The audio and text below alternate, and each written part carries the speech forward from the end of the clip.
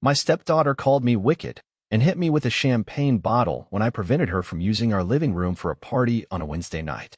She told her friends I was the worst person and she is happy I wasn't her father. Her mom, my wife, was just smiling. I made sure they all regretted their actions. I will tell you how everything unfolded. First, let me quickly thank you for your continuous support. This means a lot to us.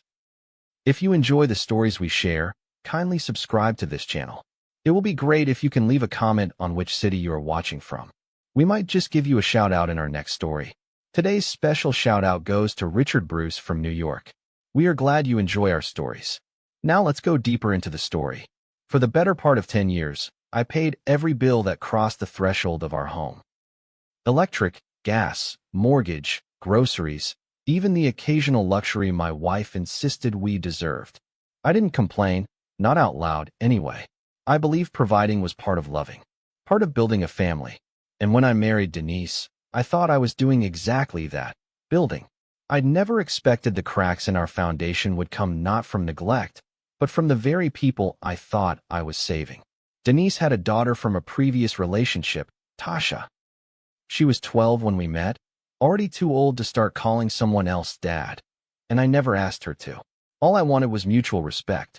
I tried to show up in every way I knew how, tutoring her in math, attending school plays, even pretending to be interested in the TikTok dances she made in the kitchen. I was never trying to replace her father, just trying to be someone who showed up and stayed.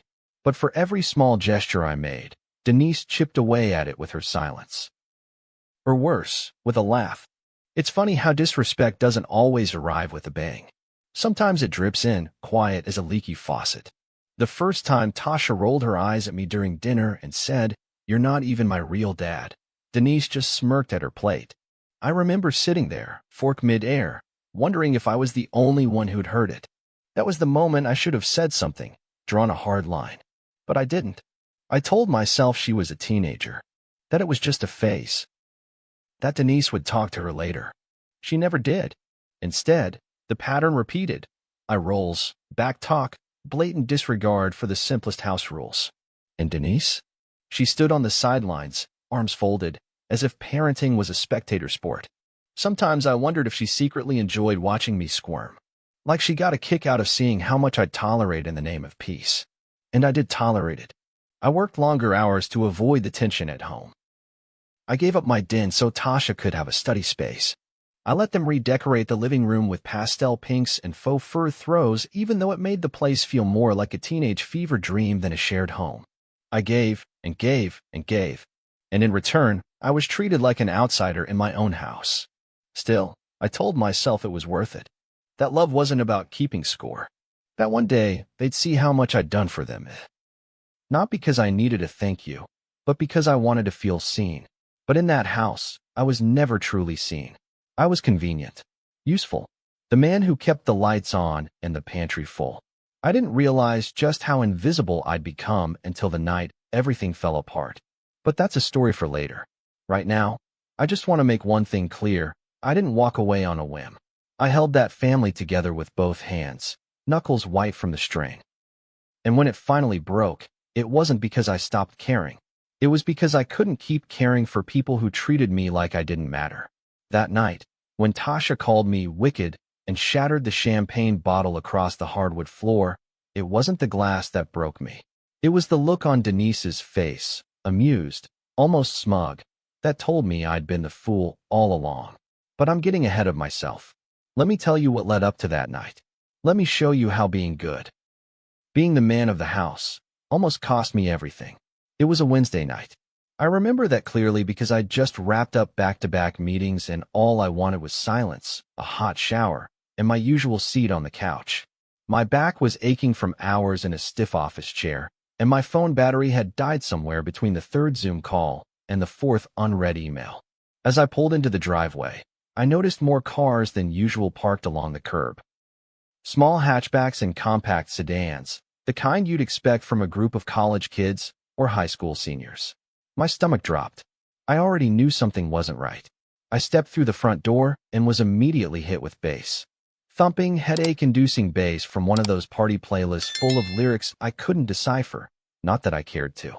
The living room, my living room, had been transformed into some kind of makeshift club. LED strip lights flickered pink and blue along the walls, and a crowd of teenagers stood shoulder to shoulder, laughing, posing for pictures, pouring drinks into cheap plastic cups. And there she was, Tasha, center of attention, in a sequined crop top and high-waisted jeans, holding court like a little queen. I didn't even get a hi, just a glance, followed by a smug, "You can go upstairs now if you don't like it." I blinked, stunned for a second. "What the hell is this?" I asked, voice raised to be heard over the music. She rolled her eyes. "It's just a party. It's not a big deal. It's a school night," I said. "And this is my house. You didn't ask." That's when she sneered, this dramatic, exaggerated expression like I was some pest who'd wandered into her scene. "You're always ruining everything. Just go upstairs and stay out of it. Nobody wants you here." My hands clenched at my sides. "Turn the music off and ask your friends to leave." "Now." She laughed. Actually laughed. Then, turning to her friends, she shouted over the music, "See what I mean? This guy's a control freak. I swear, I'm so glad he's not my real dad." And that was the moment. The moment the last thread snapped. I stepped forward, trying to remain calm. "I'm serious, Tasha. This ends now." Then it happened, quick as a blink. She grabbed a half-full bottle of champagne from the coffee table, raised it, and before I could react, slammed it hard against the floor near my feet. It shattered, spraying glass and bubbles across the room. The music cut off. Everyone froze. "You are wicked," she screamed. "You don't belong here." For a split second, all I could do was look at the jagged shards and the fizz soaking into the rug. Then I looked up, at Denise, who had just entered the room from the hallway. Her arms were crossed. Her mouth curved into something that wasn't quite a smile, but damn sure wasn't concern. "You think this is funny?" I asked her, voice trembling. "She just attacked me with a bottle." Denise shrugged. "You provoked her. You always do." There it was.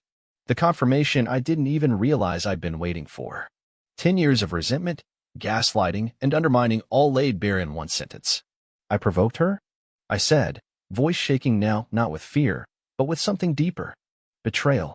You're seriously saying I deserve this?"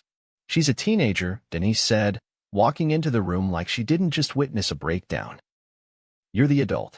But you always act like some power-tripping tyrant. Honestly, you're lucky she hasn't snapped sooner." I just stood there, numb, my heart pounding in my chest, but not from rage, at least not only from rage. From the realization that this had never been my family. I had been financing a fantasy. "I want both of you out of this house," I said, the words forming from a part of me I hadn't touched in years. The part that knew when enough was enough. "Pack your things. Get out. Tonight." Denise scoffed, like she thought I was bluffing. "You're not serious." "I'm done," I said, and I meant it. "You've both disrespected me for years, and I let it slide. I kept thinking maybe if I tried harder, gave more, you'd finally see me. But I see it now. You never wanted me. You just wanted what I could give." For once, there was silence. Tasha stood behind her mother, arms folded, biting her lip, but even she seemed unsure now. Her friends began slipping out the door, one by one. "I'll give you till tomorrow afternoon," I said. "After that, I'm changing the locks." I turned away before Denise could say another word, walked up the stairs to my room, and closed the door behind me. My hands were shaking, not from fear but from relief. Not because I was free yet, but because I had finally chosen myself. That night, I didn't sleep. I sat on the edge of my bed for hours, fully dressed, staring at the shadows the hallway light cast under the door. Every creak in the floorboards downstairs made me tense. But no one came up. No knocks. No shouting. Just muffled footsteps, some rustling, and then silence. I don't know what I expected. An apology, maybe, or at the very least, some kind of confrontation. But it didn't come. I guess they assumed, like they always had, that I'd cool off and go back to tolerating the disrespect. They didn't know this version of me. Hell, I barely recognized him myself. By morning, the kitchen smelled like denial. Denise was cooking eggs like it was just another Thursday. She was humming, barefoot, spatula in hand. Tasha sat at the counter, scrolling through her phone like nothing had happened. There were still glitter confetti bits stuck to her hoodie. I stood in the doorway, watching them act like a nuclear bomb hadn't gone off less than 12 hours ago. You didn't start packing, I said quietly. Denise didn't even look up from the pan. We figured you'd come to your senses. I laughed. Not out of humor, but that bitter kind of laugh that comes when you're done being made a fool. Tasha assaulted me, I said flatly. In our home. You didn't just excuse it, you defended it. You smiled, Denise. Like it was a joke. Finally, she turned. She's a teenager. You're making this bigger than it needs to be. You know what's big? I asked. 10 years of swallowing my pride. 10 years of being dismissed, mocked, ignored in my own home. I paid for everything in this house. Every bite of food, every pair of shoes, every vacation you posted like it was some fairy tale. And what did I get in return? You got a family, she said coldly. No, I replied. I got used. The words hung in the air, heavy and irreversible. Tasha finally looked up. There was something in her eyes, shock, maybe, or fear. But she didn't say a word. Denise set the spatula down, slow and deliberate, and leaned on the counter like she was about to negotiate a business deal. You really want to throw this away? Over one bad night? I took a step forward. This isn't about last night. This is about the fact that for 10 years, I let you and your daughter walk all over me. I let you make me feel like a stranger in my own home. I stayed silent for peace. But you know what? Peace built on silence is just quiet suffering. I'm done suffering. Her face twisted, equal parts rage and desperation. You're not thinking clearly. I'm thinking more clearly than I ever have. I left the kitchen, went into my office, and pulled out the lease papers, the utility bills, the title. My name. All mine. Every signature, every monthly payment. Proof that I wasn't the intruder they made me feel like. I was the damn cornerstone. I handed her the folder. You have until 5 p.m., I said. You can take your things, but you don't take me with you, not in memories, not in guilt. You wanted this life, Denise, but you never respected the man who gave it to you. Now it's over. She didn't speak. Not right away, but I saw her hand tremble as she reached for the folder. Tasha stood up. Wait, are you serious? You're really kicking us out.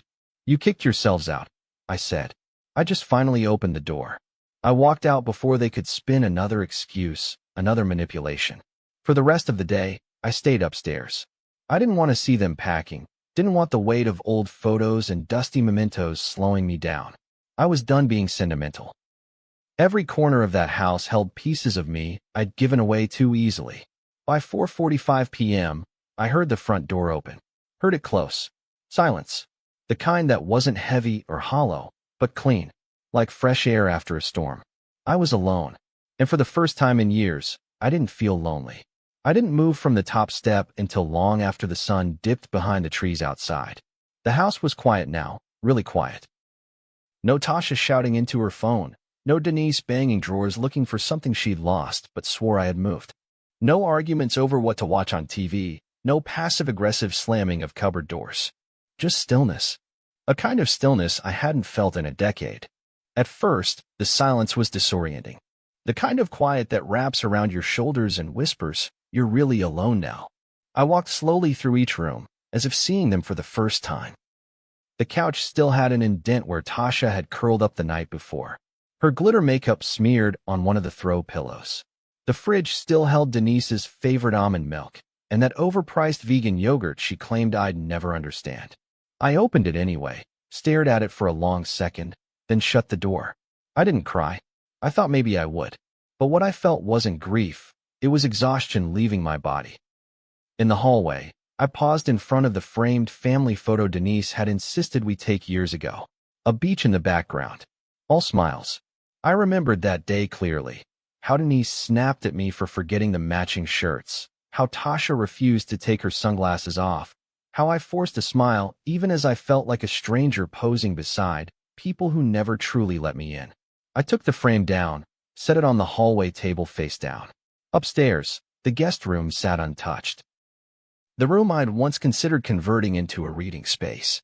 That dream had been shelved because Tasha needed more space. Now, it was mine again. I stepped inside, opened the window, and let the breeze in. For the first time, I could breathe. It's a strange thing to look around a house and realize how much of it was shaped around the comfort of others.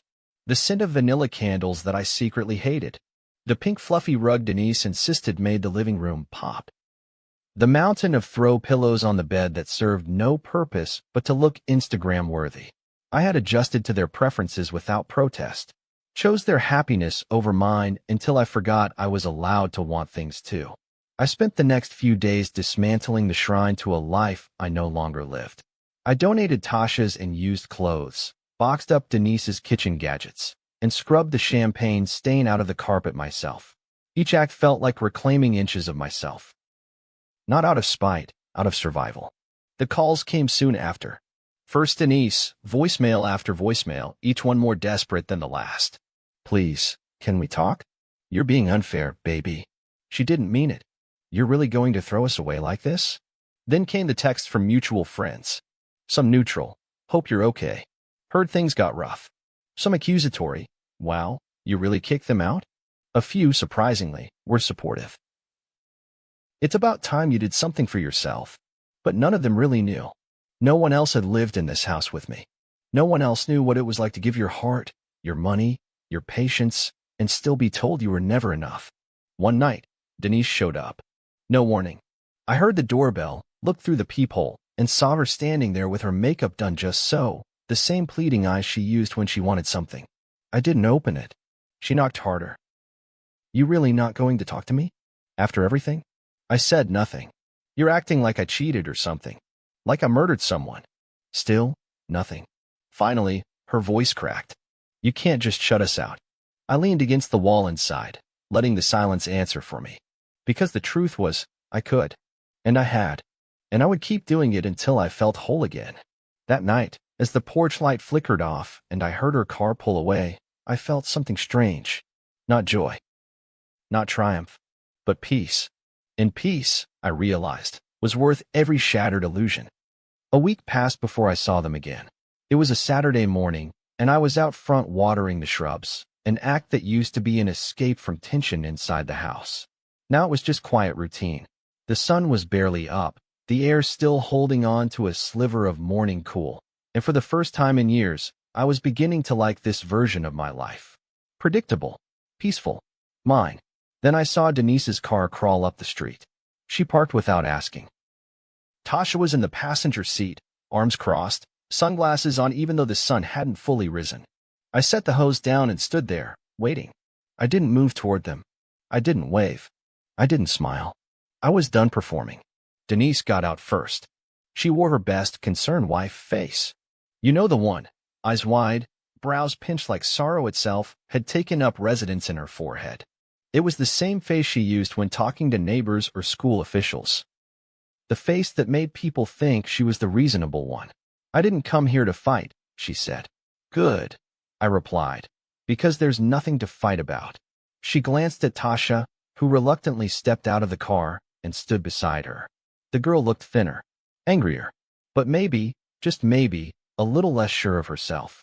I'm sorry, Denise began, her voice practiced. For everything that happened. I know we crossed a line. I said nothing. We didn't mean for things to go that far, she continued. It got out of hand. I folded my arms. You didn't mean for her to call me wicked? You didn't mean to smile while she shattered a bottle in my house? Denise flinched. Okay, I handled it badly. I admit that. But you're not perfect either. You can be intense, controlling. You like things your way. There it was. The but. The conditional apology. The bait and switch of accountability. I asked for respect, I said flatly. Not obedience. Not worship. Just basic decency. Denise took a breath like she was preparing for a courtroom rebuttal. You have to understand, Tasha's been through a lot. Losing her dad, adjusting to this life. She lashed out. She didn't just lash out. She assaulted me. And you told her I deserved it. Tasha finally spoke. I didn't mean to hit you with the bottle. I looked at her. But you meant everything else you said? She dropped her gaze, muttered something about being sorry. It didn't land. It was the kind of apology teenagers give when they've been dragged somewhere and told to behave. I turned back to Denise. So what do you want? She hesitated. To talk. To see if we can fix this. Maybe go to counseling. Work on rebuilding. I almost laughed. Not because it was funny, but because she still thought we were just one good therapy session away from erasing 10 years of erosion. This isn't fixable, I said. You let her disrespect me for years. You disrespected me. And now that I've finally drawn a line, you want to move it again. We can change, she pleaded. Things can be different. No, Denise, I said, quieter now. You want me to forget, not forgive. There's a difference. Her shoulders sagged. She looked older than I remembered. We have nowhere else to go, she said finally. Is that what you want? For us to suffer? I didn't flinch. I wanted a family. I got two people who used me until I had nothing left. I won't feel guilty for choosing myself now. Silence. Then she turned, walked back to the car, and got in without another word. Tasha followed, slower this time, and just before she shut the door, she looked back at me. Not with anger, just confusion, like she was seeing me, truly seeing me, for the first time. But it was too late. They drove off, and I went back to watering the shrubs. Because peace, I was learning, requires maintenance, just like a garden. And I would tend to it fiercely, even if it meant keeping the gates locked for good. The silence became a companion. At first, it followed me like a stranger, awkward and stiff, hovering in the spaces where Denise's voice used to be or where Tasha's footsteps once stomped up the stairs.